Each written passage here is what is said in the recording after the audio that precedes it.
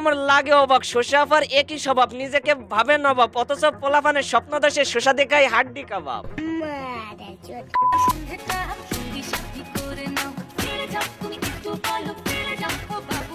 একটু ফলক কি ফেলবে, যেখানে পোলাপান বইয়ের পড়া মুখস্থ করতে গিয়ে হিমশিম খেয়ে যায়, সেখানে শোষা আবার কোথায় কোন লতা পাতা আছে সব মুখস্থ করে ফেলছি।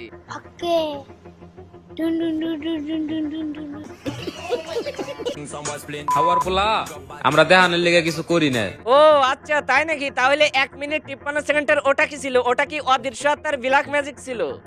আমরা করি দিয়ে তোরা দেহস, আর দেহস দিয়েই জলস। তো জ্বলবে না, তোমার ভাতের চুলার কয়লার যে তেজ, ওই তেজে নষ্ট হয়ে ছেলে মেয়ে হচ্ছে শেষ। আপনার যদি বিয়ে করতেই হয় সেটা আমাকেই করতে হবে।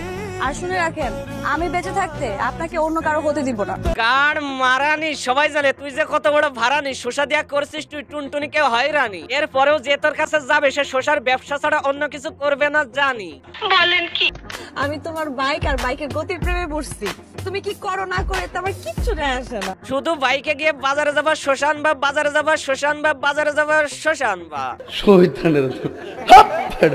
তুমি আমার প্রেমে পড়ো নাই, আমি তোমার প্রেমেও পড়ছি। দেখেন ব্রাদার, এই মাদারবোর্ড গুলোর কোড যখন বড় হয়ে যায় তখন তার 2 লাগে কাজ হয় না, তখন সে 3 লাগের লোড নিতে চায়। আর এই হইলো সেই মাদারবোর্ড। পার্টনার যদি দুর্বল হয় তাহলে কি খেলা জমে? জমে না। খেলা হইতে হইব সমানে সমানে। পার্টনার যদি ভালো না হয় সেই খেলা কি খেলতে ভালো লাগে?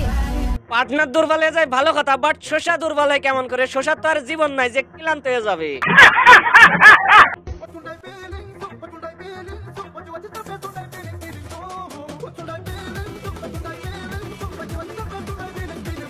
ভাইরে, এতদিন লিঙ্ক ব্যবসায় জান্নাত তো আর রাজত্ব ছিল, আর এখন শোষা হবার রাজত্ব, আর এদের জন্য সমাজ হচ্ছে বিষাক্ত।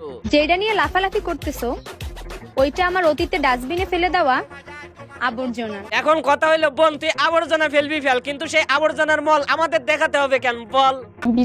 আমার আম্মু লিটারেলি আমাকে সিকল দিয়ে বাইন্ধা রেখে দেয়, বিশ্বাস করেন।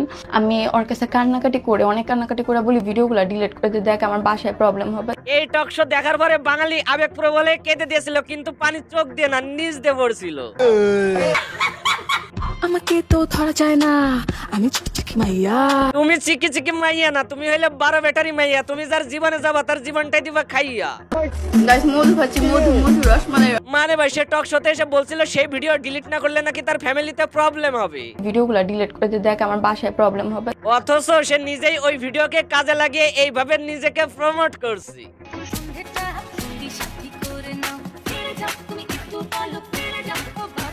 আবার তাকে নিয়ে কিছু বলতে গেলে সে নিজেই নিজেকে মেঘি হিসেবে দাবিও করে। শোনো, আমার নামে বদনাম ছড়াইও না, আমি নিজেই নিজের খারাপ বলি, তোমার কষ্ট করতে হইব না। কষ্ট তোর জন্য হয় না রে বোন, কষ্ট তো তখনই হয় যখন দেখি তোর দেখা দেখি অন্য কোনো নিষ্পাপ বোন নষ্ট হয়।